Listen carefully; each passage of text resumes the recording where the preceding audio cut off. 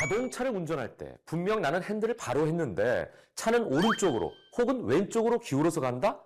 자칫 잘못하면 옆 차선의 차와 충돌할 수 있는 아찔한 상황. 이럴 때 보통 휠이 문제일 때가 많습니다. 그런데 이거 어떻게 수리해야 할까요? 라는 고민이 생길 때 찾아가는 고수가 있습니다. 안전과 직결되는 문제이기에 더 꼼꼼하게, 더 깐깐하게 일한다는 고수. 고수가 만드는 안전은 과연 무엇일지 직접 확인해 보시죠. 편리한 이동을 위한 수단, 그중 빼놓을 수 없는 것이 자동차입니다. 자동차 속 많은 부품 중 타이어에 가장 많은 영향을 미치는 휠. 망가진 휠을 전문으로 수리, 복원해주는 고수가 떴습니다. 자동차 휠 복원하신 거 찾으러 오셔가지고 장착해드리는데 이것저것 좀 정비 좀 할 게 있나 좀 체크 좀 해드리고 있습니다. 긁히고 깨지고 파진 휠도 문제없다. 노승환 고수. 차량을 이용하다 보면 운행 과정에서 자연스레 휠이 손상되는 경험 있으실 텐데요. 제가 봤을 때 굴절이나 뭐 크랙 그런 부분이 안전하고는 연관이 되다 보니까 수리하게 되는 경우들도 있죠. 차량 종류에 따라 휠 모양도 제각각, 수리 이유도 다양하답니다.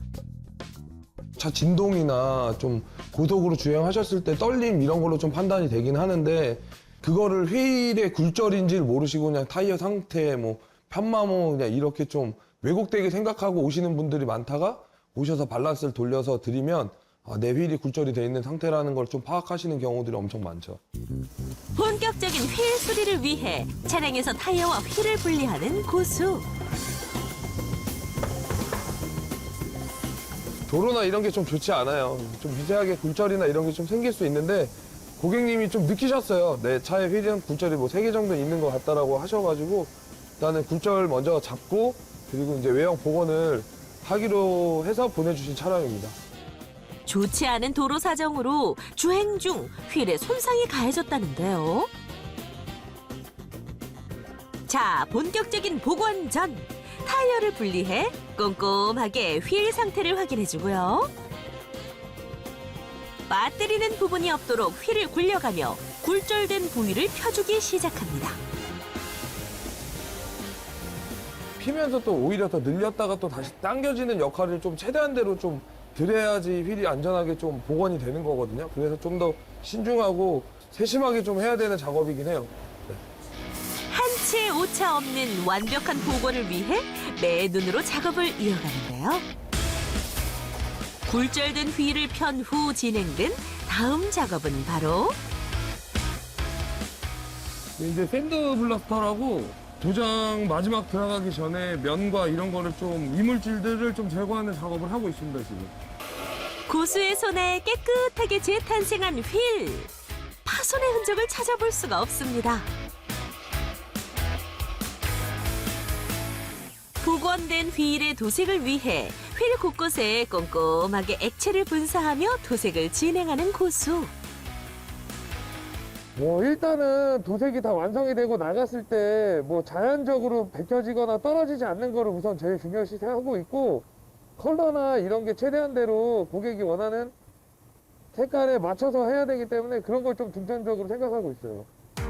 복원한 휠을 장착했을 때 기존 휠과 이질감이 느껴지지 않도록 보이는 면 외에도 뒤집어서 뒷면까지 휠 전체를 꼼꼼하게 도색해주는데요.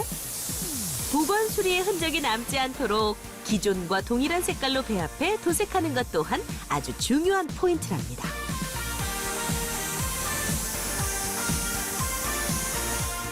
일단 한번 뿌려놓고 그리고 두 번째로 또 뿌리면 또 골고루 묻는 그런 작용 때문에 두 번씩 하고 있습니다. 자, 이렇게 복원 작업이 완료된 휠에 타이어를 장착해 빠지지 않도록 강하게 힘을 주어 차량에 장착을 하면 끝!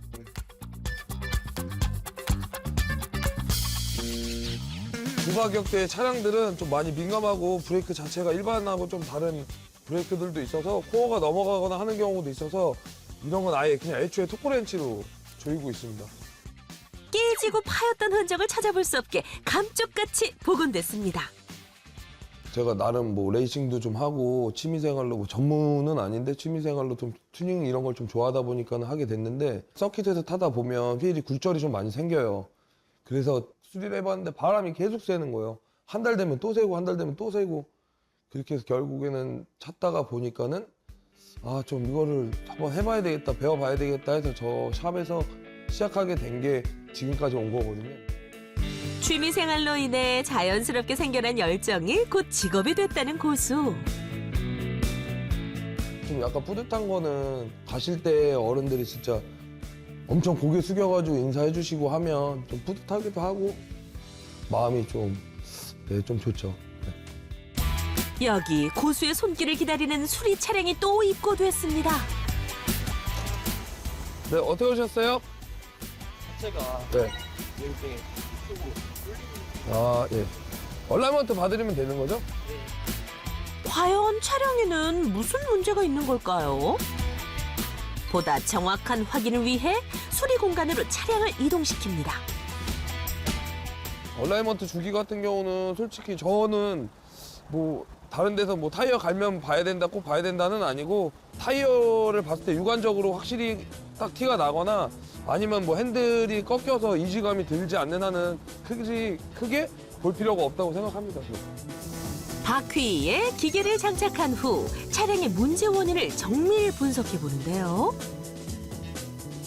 분석 결과를 토대로 차량에 추가 이상이 발생하지 않도록 휠 정렬을 맞춰주면서 단계별로 수리를 진행합니다.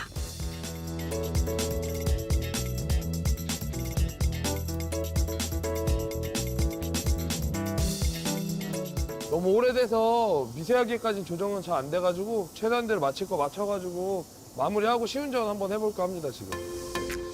제대로 수리가 이루어졌는지 확인하기 위해 시운전을 진행하는데요. 시운전을 통한 추가 확인 작업까지 완료.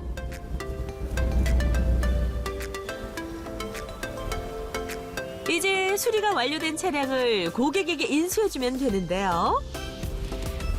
많이 맞춰진 것 같고요. 그래도 연식 대비 많이 나쁘진 않은 것 같아서 기분이 좀 좋습니다.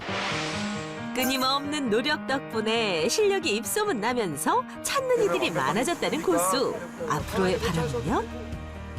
일단은 고객님들이 휠 수리 이런 거를 이해도를 좀 정확하게 좀 안내해드리는 게 일단은 꿈이고 제가 일을 못할 때까지 이 회사를 운영해 가고 이 회사가 길이길이 좀 기억에 남을 수 있게끔 만드는 게 제 꿈이고 목표입니다. 노승환 고수의 1%의 비밀은 취미로 시작해 학습 연구하게 된 휠 보관 기술입니다.